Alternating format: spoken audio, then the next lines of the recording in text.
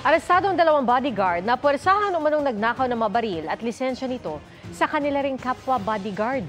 Pero giit nila, iniutos lang ito ng kanilang pogo boss. At ang isa sa mga hinuling suspect may lisensya ng baril na isa siyang empleyado ng gobyerno kahit hindi naman.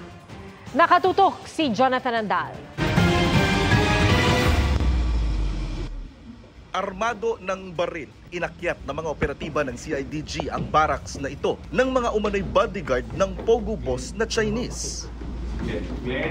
Dalawang bodyguard ang arestado matapos umanong puwersahang nakawin ang mga baril at lisensya ng baril ng kapwa nila bodyguard.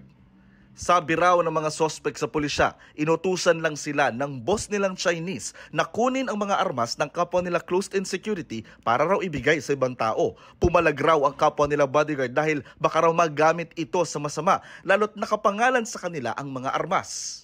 Pinapangalan sa kanila nito mga Chinese national yung mga binibiling baril. Pero pag kinuha kasi sa kanila, hindi na natin alam kung saan nila ito gagamitin. Kaya yun ang pinangangambahan din natin ngayon.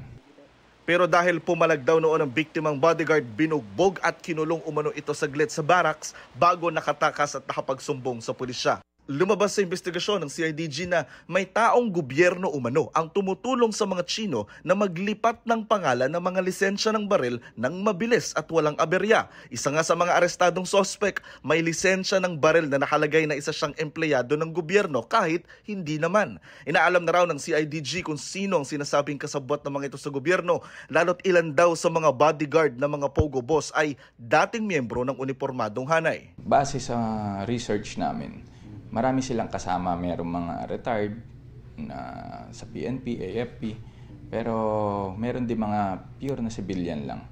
Then nag-i-schooling sila ng VIP security, tapos nag-a-apply sila sa mga Chinese national. Sinubukan namin kunan ng pahayag ang mga naarestong bodyguard ng mga pogo boss pero tumanggi sila. Sir, no comment po kami sir. Antayin na lang po yung attorney namin.